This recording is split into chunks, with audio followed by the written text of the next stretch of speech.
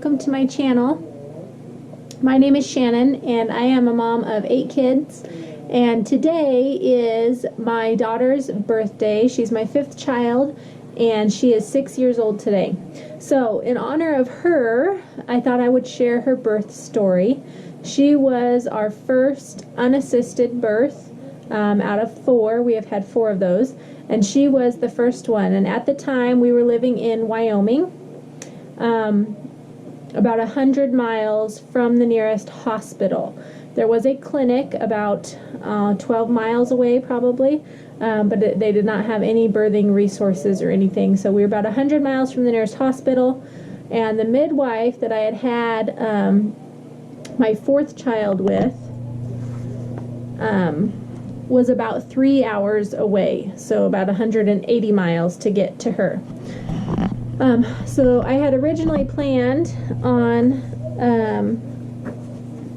having her with the midwife, and then my husband thought of the idea that we could probably just have her at home without a midwife and do it unassisted. And I thought at first that he was totally crazy, thinking people don't just have babies at their houses by themselves. But the more I told him I would pray about it and research, and the more research I did, I realized people do have babies at their houses by themselves, and we weren't so crazy for wanting to do that. The only thing I was concerned about was the fact that she was born or due in the middle of December. In Wyoming, you never know how the weather's going to be, and there's usually a lot of snow, and I was concerned about driving through the canyon to get to the hospital in the middle of a blizzard and her being born in the car and all that. And it did turn out the night she was born, it was snowing a lot outside, but we had no need to travel, so everything went well. I had to refresh my memory. I have a journal that I write.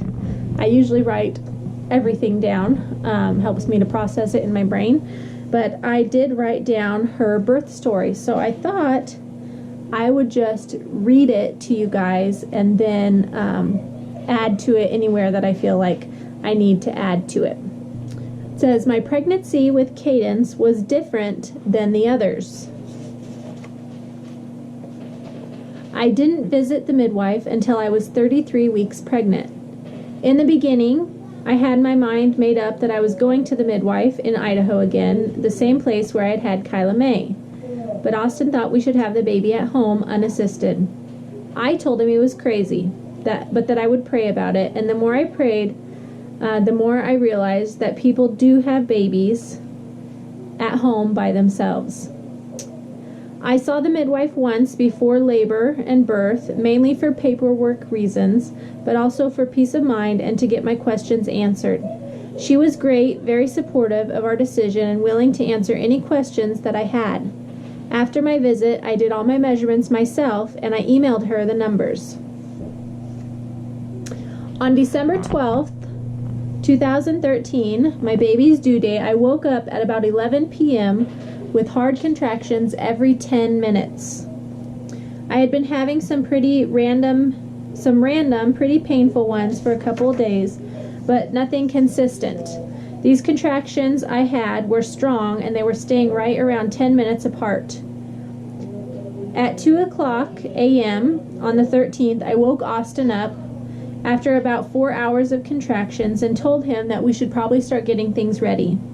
He got up, took a shower, ate a bagel, I had already had one, and we went downstairs to get the birth tub set up and everything organized. About the time that we got downstairs to do all of this, my contractions totally stopped. So we went back to bed.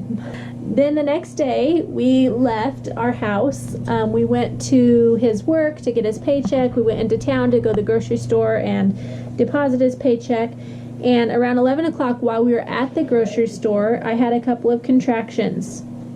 They were strong enough in the store that I had to stop. I couldn't keep pushing. I had one in the parking lot, actually, as we were walking into the store, and then another one while we were in the store.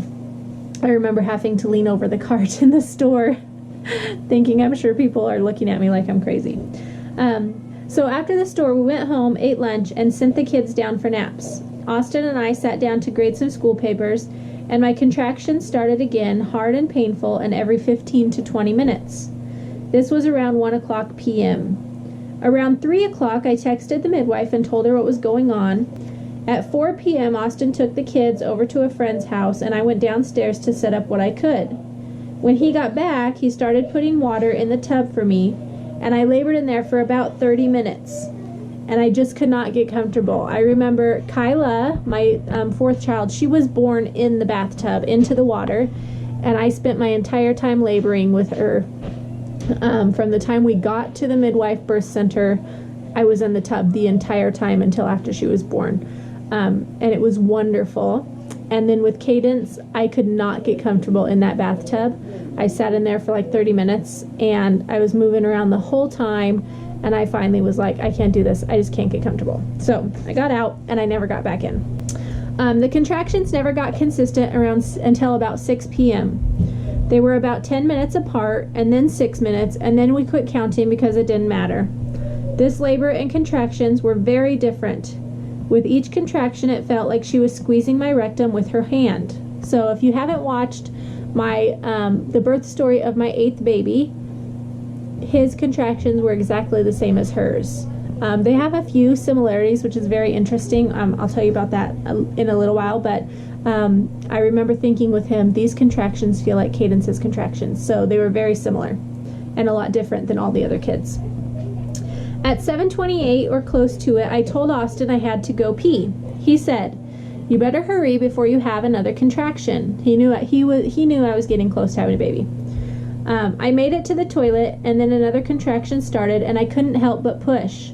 My water broke on the toilet, and Kaydence came out right after. Only one push, and she was here. Praise God that Austin followed me into the bathroom, or she probably would have fallen into the toilet. She was a perfect little girl. I held her and had Austin help me down to the floor, and then after she nursed for about 10 minutes, I couldn't get in a good position to deliver the placenta, so we cut the umbilical cord, which was limp and white, and I moved into the living room. When I had the next contraction, I squatted and out came the placenta, and the relief I felt when it came out was so wonderful that I could sit down without being in a ton of pain. After we enjoyed her for a while, Austin made me a sandwich and some other food. He got me comfy on the couch with baby, and then he started cleaning up. I did get a little bit lightheaded after I had Kyla. I went through a time of being very lightheaded, to the point of I couldn't even walk across the floor. I had to crawl into the bathroom because I was so lightheaded. But I didn't lose a lot of blood, and so the midwife couldn't figure out what was going on, and it eventually passed. So knowing that, with Kaydence, I prepared for that, and also knowing I was going to have her unassisted at home. So I had herbs to take. I was taking an iron. I was taking not iron, but a chlorophyll, which has a lot of iron in it, to help build up the blood so that I wouldn't struggle with being lightheaded after having her at home. So Austin started cleaning up. I did get a little lightheaded, but I took some herbs and laid on the couch for a while, or laid on the floor for a while until I was better.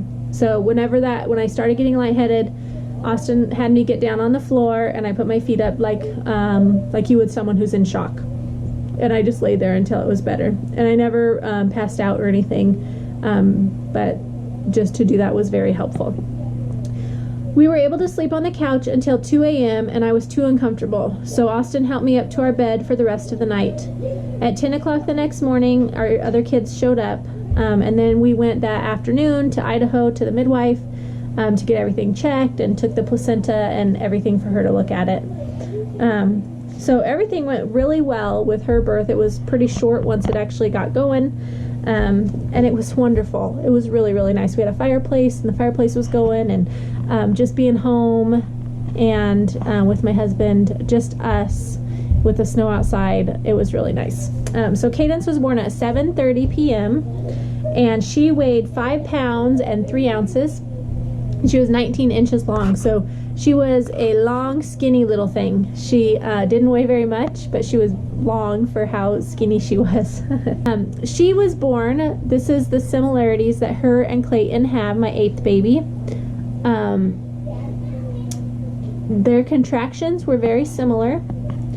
I don't know how she came out. She was so small that it really didn't matter. She just came out easily.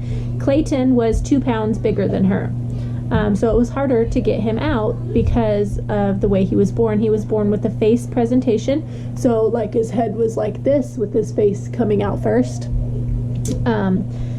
And it was a long, hard labor for him. And the contractions, the way they were, the way they felt, the same as what Kaydence's were. It makes me wonder if Kaydence was a face presentation, but she was so little that it didn't affect her. It didn't affect me. It was easy to get her out. But another similarity that they each have on each side of their face, they've got like white spots that are almost like scars, but they're interesting. I don't know how to describe them.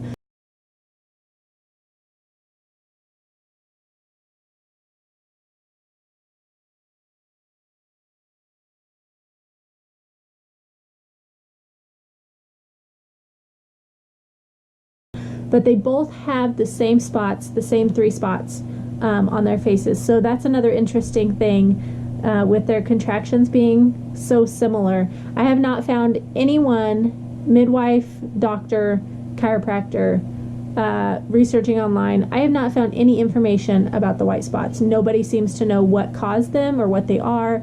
So it's interesting. It's a mystery that we don't know, but they don't affect them. They don't hurt. They don't itch. The only thing they do grow some larger hairs out of their faces, but similar to like, a mole will grow longer hair than just your skin. So they have not been, no doctors have been concerned about it, and they don't bother them, so I'm not concerned about it. But if they do, I do keep an eye on them if they start changing or turning different colors or whatever. They are a little bit lighter than their skin, almost like clear color. So I don't know, they're interesting, but that was a similarity that they had, and the contractions being the same. So it just makes me wonder, but I guess I will probably never know unless that's something I'm wondering about when I get to heaven. I can ask the Lord about it. So that is her birth story. If you have any questions or comments, make sure you leave them down below. I'd love to answer any questions you guys have. Thanks for watching today, and I'll see you guys next time. Bye.